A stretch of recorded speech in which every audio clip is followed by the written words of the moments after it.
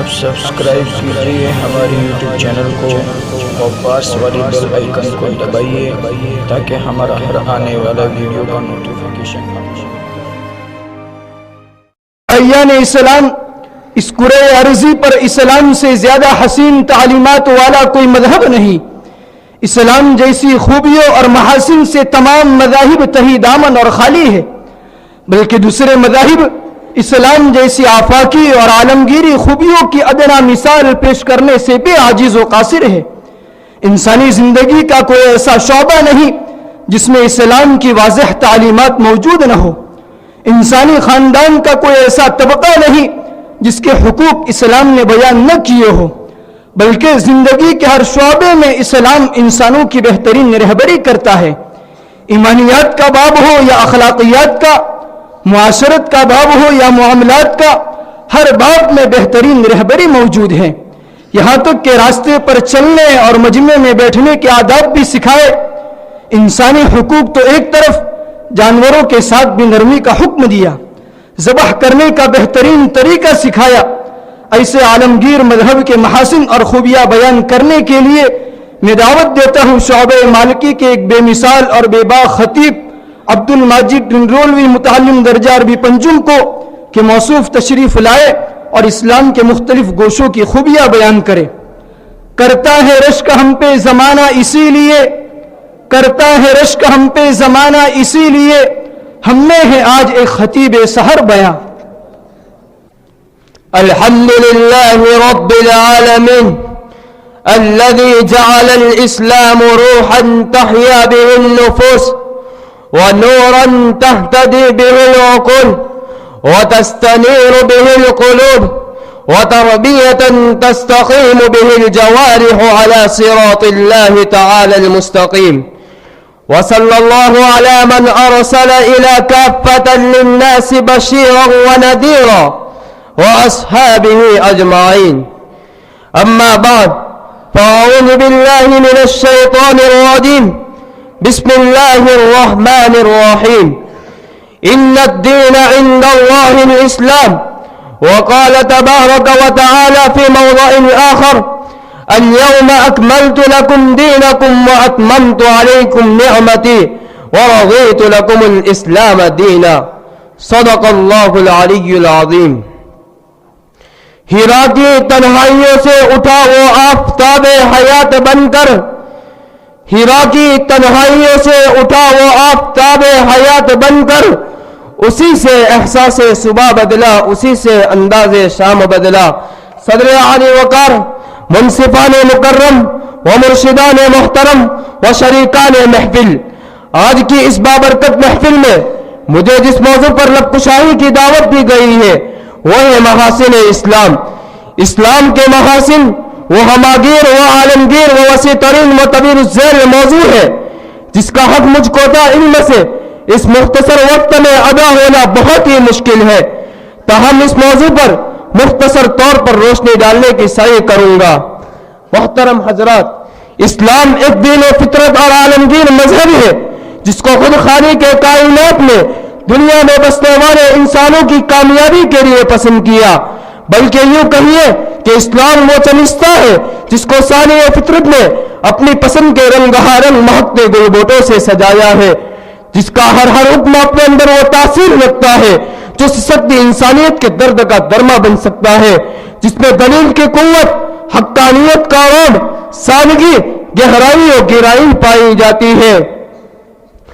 اسلام ایک صاف شفاف روحانیت، وحدت خداوندی، خالق کائنات کی تعظیم و کبریائی کا داعی ہے، جس میں خالق کی تعظیم و پاکیزگی کے نہایت گہرے مگر سادہ ترین پیرائے و طریقے موجود ہیں۔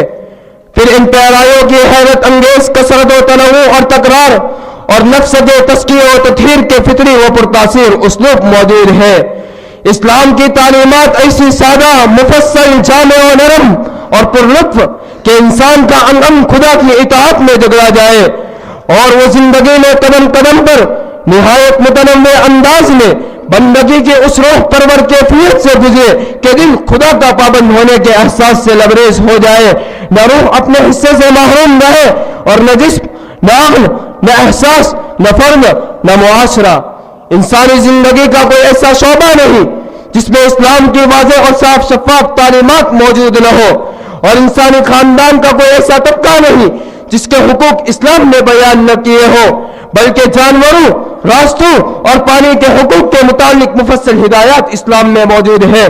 رواداری کا ایسا صحیح و صریح منہج جس میں کوئی تصنع اور کوئی منافقت نہیں، کسی کی برائی کا جواب اس سے بڑھ کر بلائی سے دینے کی ترغیب، بلکہ برائی کا جواب برائی سے دینے کی تاکید اسلامی تعلیمات میں پائی جاتی ہے، بلکہ عفو و درگزر کی ترغیب میں اس کا ایک جملہ ہر مذہبی کتاب اور اخلاقی فلسفے کو پیچھے چھوڑ گیا، اور وہ ہے وَلْيَعْفُوا وَلْيَصْفَحُوا أَلَا تُحِبُّونَ أَن يَغْفِرَ اللَّهُ لَكُمْ وَاللَّهُ غَفُورٌ رَحِيمٌ۔ الغرض ایمانیات ہو یا عبادات، معاشرت ہو یا پھر معاملات یا پھر اخلاقیات، ہر شعبے میں اسلام نے اپنے واضح و پر اثر تعلیمات سے نوازا ہے۔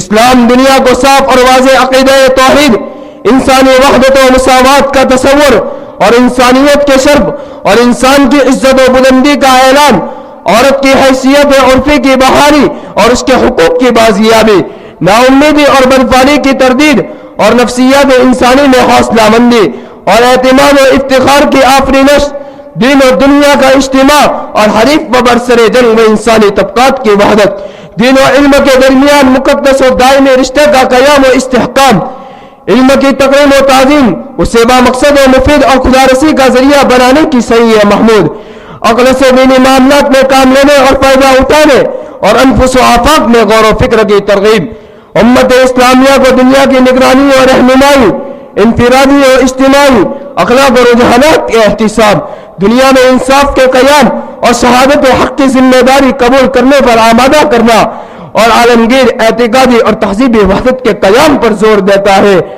یہ اسلام کی چند بنیادی خوبیاں و محاسن ہے جس سے دوسرے مذاہب و ملل تہی دامن ہے، بلکہ دوسرے مذاہب ان آفاقی و عالمگیر خوبیوں کی ایک ادنا مثال پیش کرنے سے عاجز و قاصر ہے۔ محترم حضرات، اسلام اعتدال اور میانہ روی کی تعلیم دیتا ہے، جو نہ صرف روحانیت پر زور دیتا ہے اور نہ صرف مادیت پر، بلکہ اسلام دنیا و آخرت اور روحانیت و مادیت کا بہترین و معتدل سنگم ہے، دوسری قوم و ملت کی طرح افراط و تفریط سے پاک ہے۔ اس لیے قرآن پاک نے ملت اسلامیہ کو امت وسطیٰ کا خطاب دیا ہے۔ اسلام نے نجات کا دار و مدار محض کسی خاص عقیدے یا سب کی طرف سے کسی کے کفارے پر نہیں رکھا، بلکہ اسلام نے دنیا و آخرت کی فلاح اور جہنم سے نجات کی بنیاد خالص و صحیح ایمان، نفس کے تزکیہ و اخلاق کی درستگی اور اعمال صالحہ پر رکھی ہے۔ محترم حضرات، اسلام ہمدردی، رواداری اور اتحاد کا سب سے بڑا داعی ہے، اسی لیے اسلام نے ذات پات، بھید بھاؤ اور انسانی طبقات کے فرق کو مٹا کر کلکم من آدم و آدم من تراب کی تعلیم دے کر اتحاد و اتفاق کی ایک عظیم مثال قائم کی ہے، بلکہ اسلام نے ہر اس عمل سے روکا جس سے دوسرے فرقوں کی دل آزاری ہوتی ہو یا آپس میں فتنہ و فساد پیدا ہوتا ہو، یہاں تک کہ دوسرے مذہب کے معبودوں کو برا برا کہنے سے بھی روکا اور جنگ کی حالت میں بھی ان کے عبادت گاہوں کے در پہ ہونے سے باز رہنے کی تعلیم دی۔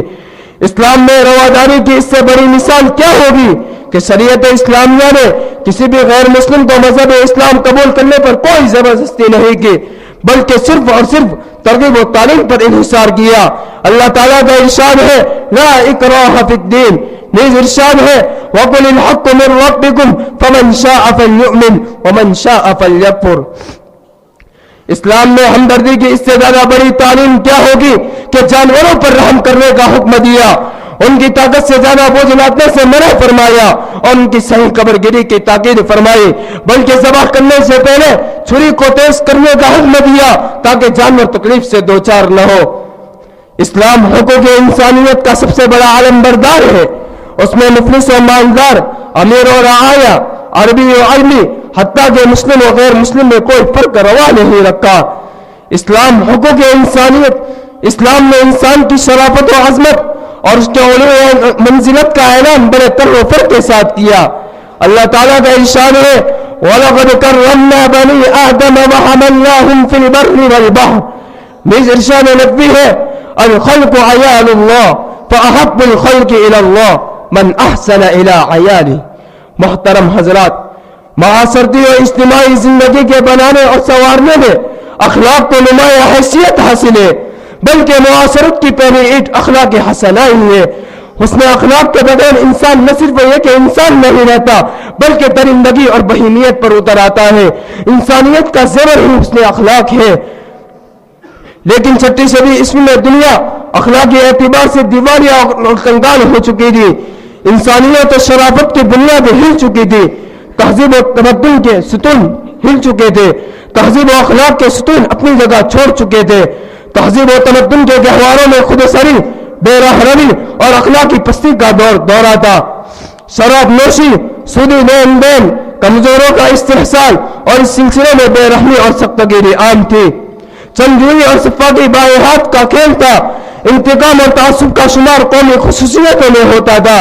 ایسے اخلاق سے اور غیر انسانی ماحول میں اسلام نے وہ عمدہ اخلاقی نظام پیش کیا جو انسانی تباہی کے لیے اکثر ثابت ہوا, اور ان کی وجہ سے تہذیب و ثقافت سے بے بہرا اقوام میں ایسے اخلاقی نمونے پیدا ہوئے جن کی نظیر انسانی تاریخ میں ملنے مشکل ہے. اسلام نے ہر اس عادت و خصلت کی حوصلہ افزائی فرمائی جو فرد یا معاشرے کے ظاہر و باطن کو سنوارنے میں مؤثر ہے. اسی لیے احسان, الفت و محبت, امانت داری, اطاعت و قربانی, خوش مزاجی و خندہ پیشانی, سکون و اطمینان, تعاون علی البر, تواضع و عاجزی, حلم و بردباری, سکون و اطمینان, صدق و صفا, عدل و انصاف, غیرت و حمیت, فراست و حکمت اور قناعت و مروت جیسے عظیم اخلاق و کردار کی تعلیم دی ہے. اس کے بالمقابل تمام اخلاق رذیلہ سے بچنے کی تاکید فرمائی ہے. الغرض اسلام کا وجود و ظہور انسانی تاریخ کا سب سے اہم مقابل ذکر واقعہ ہے. یہ ایک ایسا نقطہ انقلاب ہے جس نے انسانی زندگی کے تارے کو شر سے خیر کی طرف اور اندھیرے سے روشنی کی طرف پھیر دیا. اسلام کل بھی روحانیت کا سرسد میں آلہ تھا اور وہ آج بھی انسان کے بھٹکے ہوئے روح اور اس کے آوارہ ذہن کو ایمان و یقین کی تازگی اور روحانیت سے لذت آگے حلاوت سے بالیدہ و زندہ بنا سکتا ہے. حکومتوں کا مزاج بدلا, عبادتوں کا نظام بدلا. حکومتوں کا مزاج بدلا, عبادتوں کا نظام بدلا. جناب ختم الرسول کے آنے سے رنگ ہر خاص و عام بدلا. چلا جو فارا کی رفعتوں سے وہ زندگی کی ہوا کا جھونکا. چلا جو فارا کی رفعتوں سے وہ زندگی کی ہوا کا جھونکا. نگر نگر انقلاب لایا, چمن چمن انتظام بدلا. پیام عرفان ذات آیا, سراغ راہ نجات لایا. پیام عرفان ذات آیا, سراغ راہ نجات لایا. رسوم بدلے, رواج بدلا, سماج کا انتظام بدلا. چنانچہ انہی چند باتوں پر میں اپنی تقریر کو ختم کرتا ہوں. وآخر دعوانا ان الحمدللہ رب العالمین. ماشاءاللہ, سبحان اللہ. موصوف نے محاسن اسلام پر سیر حاصل بحث فرمائی. میرا دل تو یہ چاہ رہا تھا کہ شام